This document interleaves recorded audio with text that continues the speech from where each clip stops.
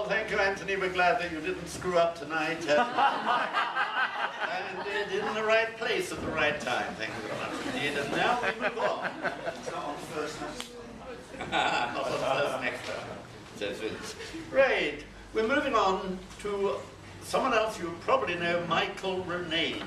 Now, Michael is a person whose great success in speaking is shown in various ways. If we simply take competitions, he has been twice the national winner of the Association of Speakers Club's annual national speech contest.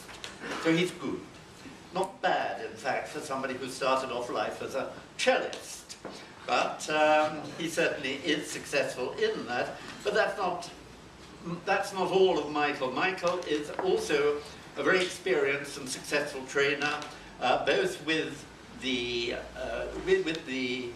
College of Public Speaking, but also in training youngsters. In the course of his work with the Speakers Trust and the Jack Petrie contest, annual contest, he is often to be found teaching a whole crowd of 15-year-olds. Different audience tonight, but I'm sure that he will make it. So please welcome Michael Ronayne.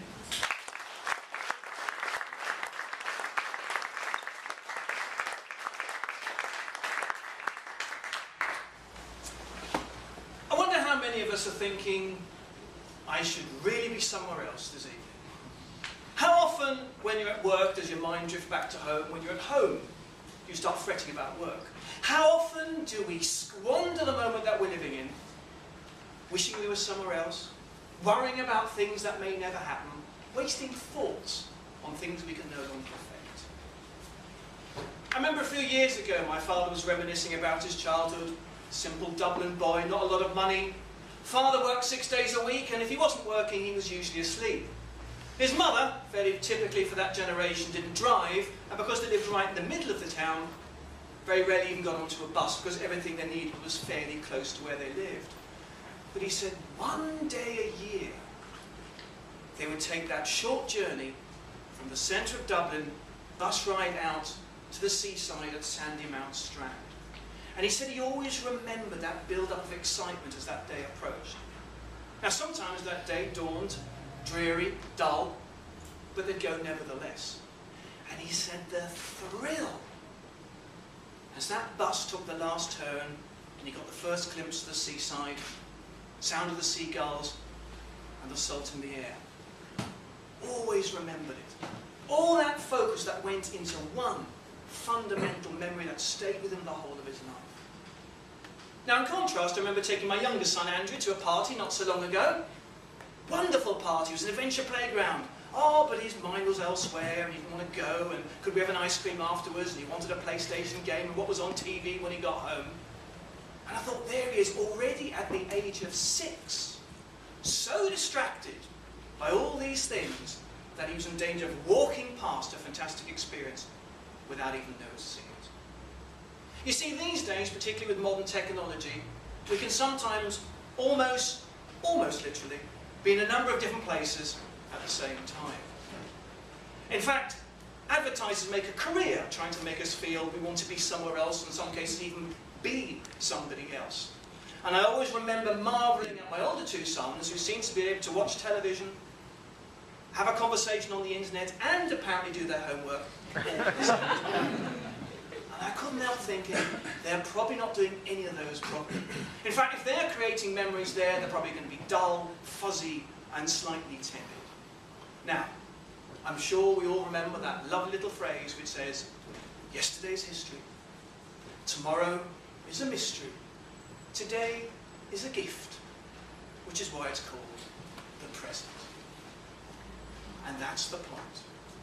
The memories that we create, that stay with us, that influence us for a lifetime, are created in the here and the now, not next week, and certainly not with your mind somewhere else.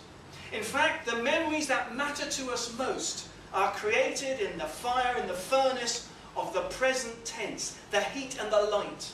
In fact, just like a smithy or a metal crafter, the creations that are created in the forge there, our memories, the value, the durability, the importance that accompanies us for the rest of our lives will probably be in direct proportion to the focus, the time, and the effort we put into that moment when they were created. Now, of course, my son Andrew, once he got to the party, had a fantastic time, because that's what children do. They get immersed in what they're actually doing. And my father, of course, said in the end, you know, if you've only got one thing to look forward to, you're going to focus on that pretty significantly. But that's a skill that we lose as we grow older. And probably the most significant thing my father said that day is he said that despite the fact he became a successful musician and travelled the world, despite the fact in the process he earned a lot of money, was able to do a lot of wonderful things, despite the fact that ultimately he went back to Dublin, had his own house, had his own car, could travel where he wanted, whenever he wanted, despite all those things, he said nothing